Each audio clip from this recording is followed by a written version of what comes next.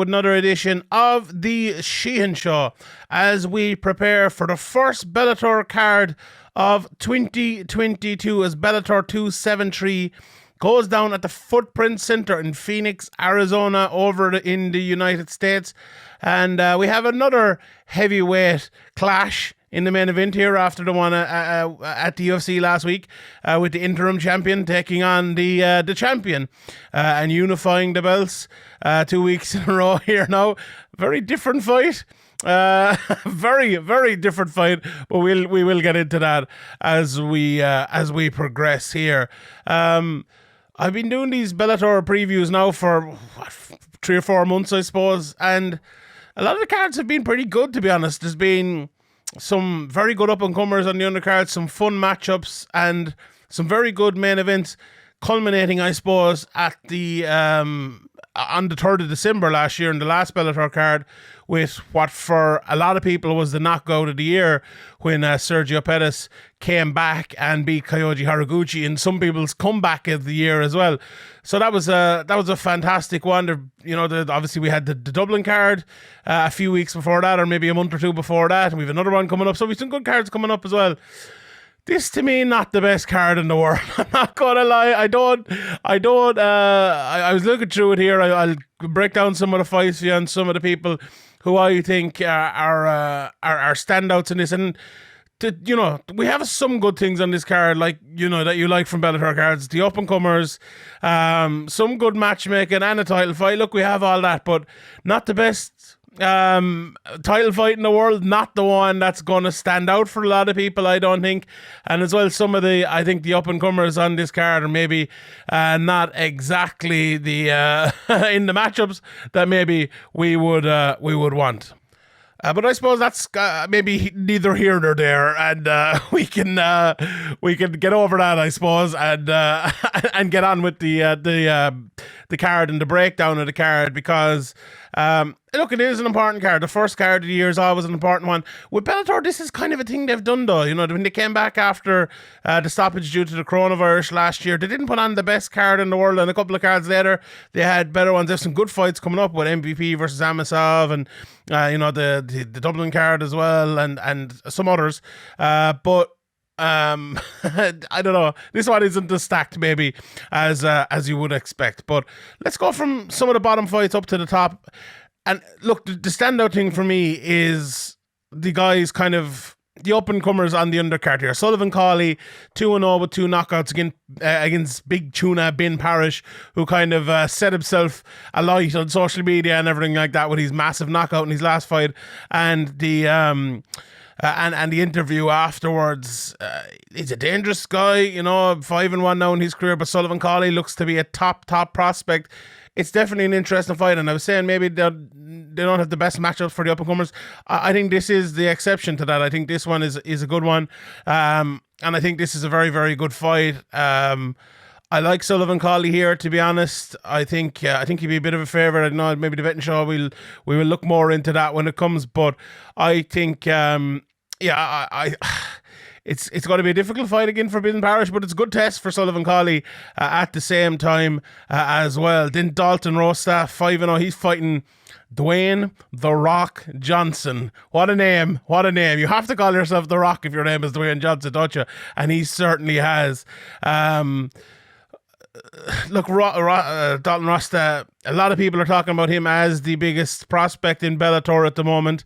Lots of knockouts on that 5-0 record, and he'd be looking to get another one here. So he's definitely one I would be tuning in for. Then we were Almeida versus Josh Wright, and Lucas Brennan versus Ben Lugo. I like Lucas Brennan. I think he's a very good fighter, and definitely one of the prospects in Bellator that I would be keeping an eye on. I think he's legit, honestly. I think he's very, very good, and I would be definitely keeping an eye on him. 5-0 against Ben Lugo. That's an interesting one as well.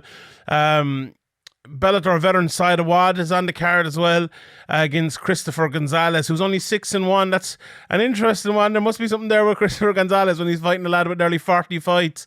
But that's basically like the undercard, I would say, from there. I'm not sure what the main event card, the main fights he had, but I would say that would probably be the undercard with the rest on the main card. Then I watched a good few of these fights, and the standout fight for me, or a good few of these fighters preparing for this, the standout fight for me, almost on the whole card, I would say, is Henry Corrales versus Aiden Lee. Now, and I watched my last preview when Henry Corrales was fighting. He fought Parrish in his last fight, who is a very good fighter in my opinion, a very good wrestler, small, squat, tough matchup, and Corrales went in there as someone maybe known as a knockout artist, and he won the decision. And when you win a decision like that against someone like that, I've always had great respect for Henry Corrales. I think he's a very good fighter, but I think maybe something has been added to his game. You know, I think an extra bit of fight IQ, an extra bit of intelligence, an extra bit of experience, while still carrying, you know, that knockout power, while still carrying all of his ability. I think that, like, wins like that, even you know, 25 fights into his career now, I think they mean a lot. Maybe they don't mean a lot to the watching public, but to someone like Corrales, who I'm sure went and looked at Parrish and knows how good of a fighter he is, that was a very good win. It was a close run fight enough. Henry Corrales definitely deserved it, but I think that will give him extra confidence. And this fight against Aiden Lee, you know, Aiden Lee is a guy obviously who's been on the scene over here for a long time, coming out of England. I watched a few of his Cage Warriors fights back today, and you know, he's one of those guys. He's a kind of he's a long fighter in an odd way, because he fights with like his head down, coming in, and then he throws that front kick right up through the middle. He switches stances a lot during his fights, and he's an exciting fighter as well. He will look for the knockout. When the fight goes to the ground, he's very good jiu-jitsu. He'll look for it there. You know, he'll always look for the finish on the ground as well, which sometimes actually makes him end up on the bottom, as we've seen in a couple of his Bellator fights as well, which against Corrales will be a little bit dangerous. Now, I think this one is going to be a stand-up fight for the whole fight, basically. But the one time I think it will go to the ground is when Aiden Lee comes in and he throws those kicks right up through the middle, because Corrales will counter them. And if you think about it, if someone's off balance, they're throwing kicks inside, or not even off balance, but on one leg maybe, throwing those kicks inside, and someone comes straight down the middle and counters it, I think that will probably lead to the fight going to the ground. Now, if Aiden Lee can catch him with something and catch a submission, you could see him getting a finish there, but I think it'll be trouble for him with Corrales on top. But I do think, you know, it could be one of those ones where there's 3 or 4 shots of ground and pound. You could see Lee going for a leg or something like that, and then, you know, Corrales kind of pushing off, getting back to his feet and fighting like that as well. I think Corrales, you know, we'll talk about it again maybe on the betting show, but I fancy Corrales here maybe to get the knockout. As I said, he hits very, very hard. Lee is a big guy for the featherweight division as well, and Corrales has fought down at 135, hasn't he? I should have looked that up probably before I shot this video, but I'm pretty sure he has. But yeah, that to me is a standout fight. I think that's going to be 15 minutes or less of hard hitting, big kicks, big kickboxing, big punches right down through the middle. My kind of fight, you know. I'm looking forward to that one. The other couple of fights, I suppose, leading up until the main event and the co-main event, Sabah Homasi, another, you know, guy who's been around for a long time, another guy who hits very hard against Jaleel Willis. This one, I think, is going to a decision. You know, Jaleel Willis has 10 of his 15 wins have gone to a decision. I look a good, well-rounded fighter. Homasi the same, I suppose you could say.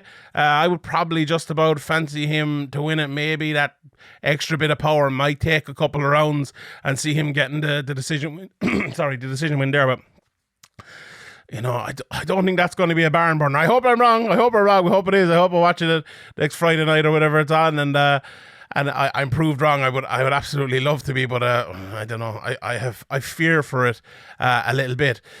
But there's a very look, when you look at Darrion Caldwell against Enrique Barzola, obviously Barzola was in the UFC for a good few fights. He fought Ivalev in his last fight, and he's fought a good few lads in the UFC.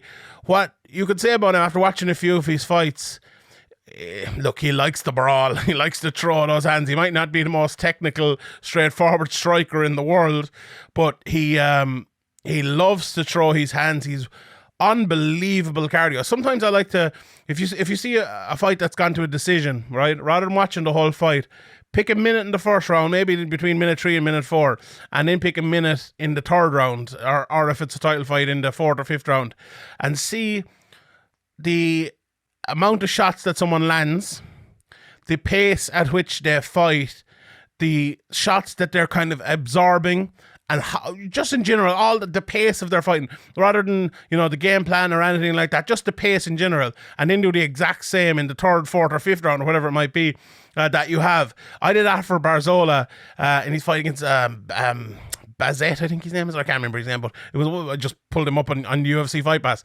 I think Matt Bazet or something like that. And he almost fights at a faster pace in the later rounds than he does in the earlier rounds. He just keeps going always non-stop. He is a guy who has a durability unlike many others, and in terms of a durability in terms of the amount of shots he can take, but a durability in the cardio as well is just absolutely fantastic. Look, Darrion Caldwell's going to need, I think, to take that cardio away from him. I think he's going to need to take him to the ground, wrestle him. But Barzola's a better wrestler maybe than his physique would suggest. He doesn't look like a wrestler. Like, he looks like a guy who can go 15 minutes and throw fucking 500 shots or something like that. But he can wrestle. He picks guys up and puts them on their back, and he's very, very good at it. So it won't be easy at all for Darrion Caldwell. He's known, I suppose, as a wrestler, but he's been taken down himself before a couple of times and beaten on the ground. So it'll be interesting to see how that goes. Caldwell as well, I think he needs to make Barzola pay for his brawling style if he does fight in that style. And I always think we'll always have to say if they do fight in that way after what Francis Ngannou did the other day, maybe they won't, but I think look, the logical thing would be to give Caldwell the win, takedowns, better wrestler, and maybe he will, but I don't know. I think I'm going for Barzola in this one. It might be he might be the underdog. Actually, I haven't looked at the bet lines or anything yet. I will obviously, as I said, do that later in the week. But I think Barzola might have enough for him on the feet. I think he might be able to stop the takedowns, and maybe he will get in a few of his own. And the later the fight goes, Caldwell's cardio isn't as good as Barzola's, I don't think. So if it's even gone into the third round, I would probably favour Barzola. But look, that all changes if the wrestling game is won by Caldwell, and if he can dominate in that area, he'll probably dominate the fight. So it'll be interesting to see how it goes in that one. Then the top two fights of the night: Benson Smooth Henderson, the former UFC champion of the world, against Islam Mamedov, 21-1. I watched a few of his fights. Obviously, he's been in the PFL for a long time. He beat Brent Primus in his last fight by a split decision. Look, he's a great chain wrestler. He get in that front leg and hold onto it until he takes you down. He's absolutely relentless, non-stop. He wrestles and wrestles and wrestles and wrestles and wrestles until you kind of give in to his wrestling, and there is no stop in him whatsoever. On the feet,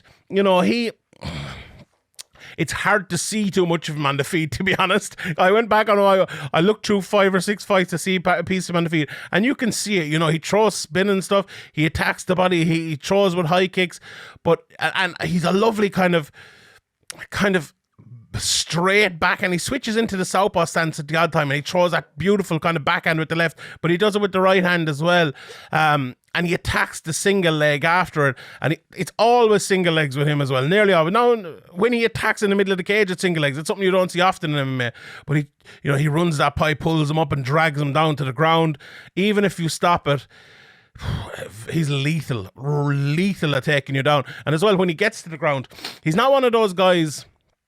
Well, he can be at times, but he's one of those guys that he's not one of those guys that gets on top of you and secures the position for a minute and then slowly passes and then slowly passes again and then lands his shots or goes for his submissions or whatever, he's down, secure, pass within 10-15 seconds. He is quick. He is relentless with his grappling as well as his wrestling. You know, he will keep going all day to get into a better position, to land better shots, and he will throw big shots and big ground and pound as well. There's a reason why he has 20 wins on his ledger there. This guy is legit. He is very, very good. And, you know, we know Benson Henderson then, very good wrestler as well, BJJ black belt, very good chin, a guy who lands at high output, or used to anyway. I think he was a high output fighter for the time, and when he was the champion, and then the game kind of caught up with him a little bit. And I think now he's kind of risen his output again in his last few fights. That Jackson fight, he was a little bit better, I think, in that fight. Look, Benson Henderson's a guy who's rarely kind of wrestled and dominated in that position, and it looks like Mamedov is going to have to do that to win this fight. Now, it'll be interesting if it's on the feet, because as I said with Benson, he likes to throw a lot of shots more now than his last couple of years, maybe even. I think he's tried to do that again and get to that next level. And I think he's going to have to do that here. Stop the wrestling of Mamedov, which is easier said than done, absolutely, and then land some big shots, not some big shots, but lots of shots, and win maybe win a decision here. It's a very, very tough fight for Benson Henderson or anyone on planet Earth against Mamedov. He is that good, and this is a massive fight as well, because look, I'm not going to lie, a lot of people see Patricky Pitbull as beatable as the champion there. You know, Peter Queally beat him two fights ago, and look, Peter Queally wasn't probably even ranked before that, and he was able to beat him. I know it was the doctor stoppage and all like that, but I went back and I watched the fight and I thought he was winning the fight anyway, even though at the time maybe I even thought Patricky was with it, but that's neither here nor there, I suppose. Patricky, a very good fighter, but a beatable fighter. I would definitely pick Mamedov to beat him, and I think Benson Henderson might even fancy his chances, but this is last chance saloon in a lot of ways for Benson Henderson. If he loses this, he goes very much, you know, down the pecking order in that division. If he can beat someone like Mamedov, who is that good, it's going to be a great, great thing for Benson Henderson's career and bring him back to where he wants to be, you know. And I'm looking forward to it. I'm looking forward to the fight. It's a very intriguing matchup, you know. I don't think it's going to be the best fight in the world, but it's a very intriguing matchup altogether. And if you know, it's one of those ones where you'll probably know in the first 5 minutes who's going to win it and who can win that wrestling battle. If Mamedov is able to take him down and dominate him on top, you know, that's a tough spot for Benson Henderson. But if Benson can keep the fight standing and land a lot of his shots and maybe avoid some of the big power shots from Mamedov, you might fancy him, or might fancy it to be a very, very close fight. So, you know, I'm looking forward to it. I'm looking forward to that one. I'm kind of talking myself into looking forward to these fights here, even though I started saying it's not the best card in the world. But the main event, this is not the best fight in the world now. I don't think I'll hype myself up for this one. Look, Ryan Bader, to me, this is maybe the second or third time I've previewed his fights here on Sherdog. I think he's shot, to be honest. I don't think he's the fighter he was. He's looked horrific in his last 3 or 4 fights. I know he's beat Machida in that as well, and maybe one other win in there, but Machida, you know, is at a latter stage of his career as well. I just think Ryan Bader isn't the fighter he used to be. I think Ryan Bader this is his last fight, a big title fight. I just think I don't know if he lost motivation, he lost his athleticism or something. He's just not as quick as he used to be. He's taken too many shots. He's too easy to hit, and his wrestling doesn't seem to have the same kind of oomph as it once had. And, you know, Bader improved his hands an awful lot as well at one stage of his career, and he was, he was becoming a better boxer. But that seems to have all kind of gone out the window now, and I wouldn't have much hope for him in this fight, to be honest. With that said, I don't think Valentin Moldavsky is the most exciting fighter in the world. You know, he's 11-1, and he can do it all. It was some of my notes here I was taking now after watching a few of his fights against Big Country. Did a lot of dirty boxing, a lot of pushing against the cage, a lot of short shots inside against Javi Ayala. combat. He used his sambo background, fighting out a team fighter, pulling him to the ground, making it dirty and rotten with ground and pound and just holding on to him. And he showed he's striking in against Tim Johnson and Linton Vassell at times in that fight as well. So he can fight differently in all different realms. Lots of decisions on his ledger at 11-1. But he as I mentioned, he fights differently. But you know what he also does? He fights to the level of his opponent, which is grand if you're fighting maybe up a level or if you're fighting very good guys. But if you're fighting Ryan Bader and you're fighting to his level where he is now, I think that's a little bit of a worry. So I'm not sure how that's going to work out. Look, I think Moldavsky is going to win this at a canter. I think he's going to win it easily. I think he'll probably take Bader down at a couple of stages throughout the fight. And if you're like a fan of Moldavsky or if you're Bellator, I think you need Moldavsky to get the finish here. I think Bader is there to be finished at this stage of his career.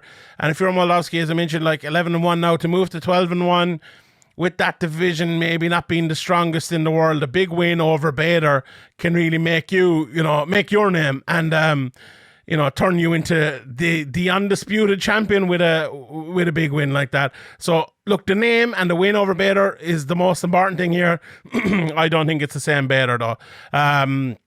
I think there'll be a bit of kickboxing for a portion of this fight early. I don't think Bader will do too well, and if he doesn't, Moldavsky might stick at that and keep going with it.